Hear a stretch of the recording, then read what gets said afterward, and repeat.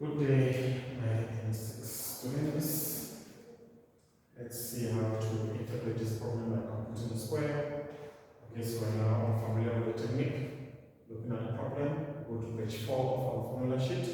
We'll try to pick up the formula that is written to resemble the question. Then we'll complete the square, then we'll see which is the right formula to select. So for my page 4, the possible formulas I'm picking is the integral of the square root. You see, I must pick a formula that resembles the equation. The first one I see here has a squared minus b squared x squared dx. Then on the other side, I'm seeing a squared over 2b. The sign of bx over a plus x into the square root of a squared minus b squared x squared plus c. So that's one possible formula that can help us get out of this problem. Then the next one I see is the square root of the integral of the square root of x squared plus or minus b squared dx, which equates to x on 2 the square root of x squared plus or minus b squared, then plus or minus again b squared over 2 the ln of x plus the square root of x squared plus or minus b squared, then plus c. So from the mathematics M6 formula sheet, those are the possible options that will help us resolve this problem. And again, looking at the second formula, you see there is a plus negative, reminding you that this is a 2-in-1. So actually, on your mathematics M6 formula sheet, there are 3 possible formulas that can help you handle the problem. So we're now going to complete the square, then you will help us pick the right formula. So I'll write my quadratic in order. I have negative 3x squared minus x plus 1. That's the standard order of writing a quadratic, starting with the quadratic term through the linear to the constant. And you can see that this is not an equation because it's not equated to anything.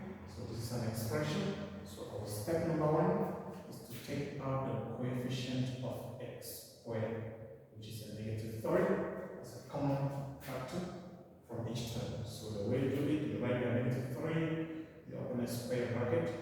Then the numbers you write in here, this is how you get them.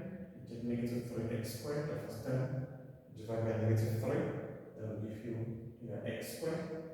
Then the second term, negative x, you divide by negative 3, that will give you a positive 1 on 3x. Then finally, you take 1, you divide by negative 3, that gives you negative 1 over 3. So to confirm that what we've done is very correct. Now multiply negative 3 by x squared, let's go back here. Negative 3 by 1 over 3x gives you negative x. Negative 3 by negative 1 over 3 gives you positive 4. That shows that the step number 1 is correct. Then we can go on and complete the square of the quadratic in the square bracket. So to do it, you have constant outside, the coefficient of x squared stays the same. Then inside the square bracket, the first 2 terms are written exactly the same, no change. Then to complete the square, we take half the coefficient of x. You see the coefficient of x is 1 over 3, so you take a half of means multiplication. The coefficient of x is 1 over 3, that gives you 1 over 6.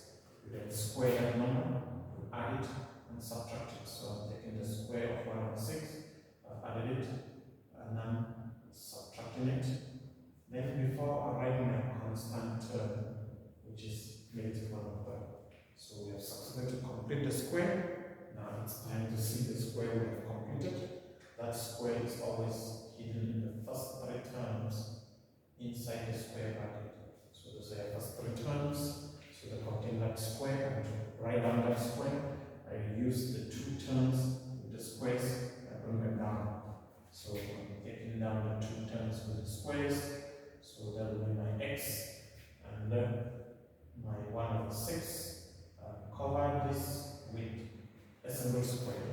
So what I've written here is the same thing as the 3 terms. If you take your time and expand this, you must take it. Then what is left? You can then use your calculator to handle it for you, starting from negative, bracket 1 over 6 squared minus 1 over 3. So if I use my calculator, that will be 136 because 1 over 6 squared is 1 over 36. Then if you add that to 1 over 3, that gives me negative 13 over 36, since they are all negatives.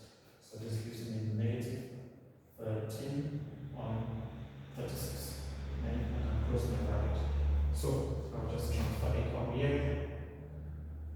So I have x plus 1 on 6, all this squared, minus 13 on 36. Before I then do that important step, that will help me pick the formula between the two. So I call that important step because once you allow the constant out to go into the square bracket, then the way it is arranged tells you which are you going for. So, looking at it, if I can remove the square bracket, it means the negative 3 will go there, and this is a complete square, you can penetrate there, so it will stay out as negative. And when you look at the two formulas, the item that has x, for it to be negative, it must, for it to have a negative number in front, it must be this formula, because you see, with the second formula, the item with x squared must not have any number attached to it or no coefficient. So it means opening this bracket, this formula is eliminated already. If this was maybe a positive 1, then you open the bracket, you see it doesn't change anything there, and the term with x squared comes first, which is a perfect match for that. So that is how simple it is. It's now we're telling us that if we can open the bracket, we must separate this formula where the negative, we multiply with this negative to become a positive, it will come first. Then if the negative multiply the square term, it will be negative, then it goes behind. So this is what I will do. I will take negative 3, multiply there first, it will become positive 13 over 12. Then the negative 3 tries to multiply this complete square, it will not be able to go in there because that is complete. So the negative 3 stays out, so I have x plus 1 over 6 squared. So that's my problem now, that's my solution. And if you look at this arrangement, it's a perfect match for that. So you can therefore say a square is matching 13 over 12, followed by the negative sign, just like you see in the formula. You see we didn't force it. B squared is matching 3, and x is matching x plus 5. So if a squared is 13 on 12, that means a will be root 13 on 12. You see we did that because we need a as we move to the right. And if b squared is equal to is matching 3, that means b will be root 3 and x will be replaced by x plus a half. So I can therefore copy down my new formula from my formula sheet, which is the integral of the square root of a squared minus b squared x squared dx being equal to a squared on 2b, the arcsine of bx over a, then plus x on 2, the square root of a squared minus b squared x squared plus c. So that's my formula. Then I will take my time and do my replacement from left to right, where there is a squared, I'm just putting 13 over 12, followed by a negative sign where there is b squared, I put my 3, where there is x squared, I put in my x plus 1 over 6 all that squared. So I get my x plus 1 over 6 all that squared. So I'm done with the left hand side.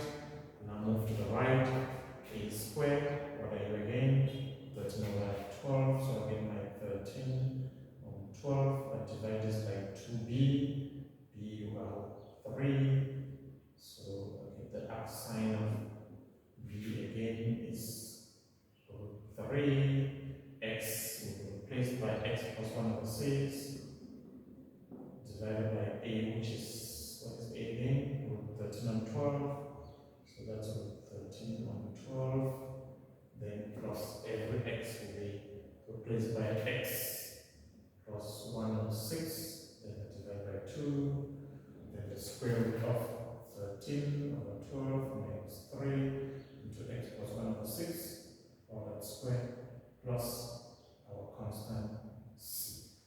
So guys, I guess I've taken you through this problem. You can see that this one is integrating the continuous square of the quadratic, which is under a square root. It has nothing to do with a fraction.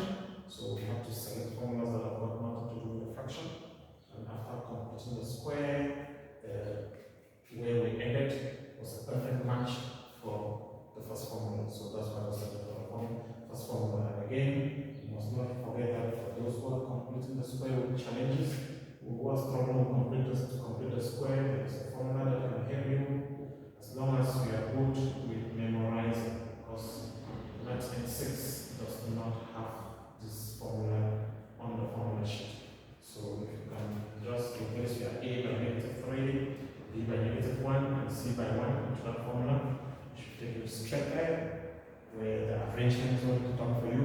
And your job is just to match this to this one and that, and you see that it will be a perfect match for the first, and it picks the formula for you, and you do the rest. So guys, that's all about that. I guess that helps it. Thank you very much.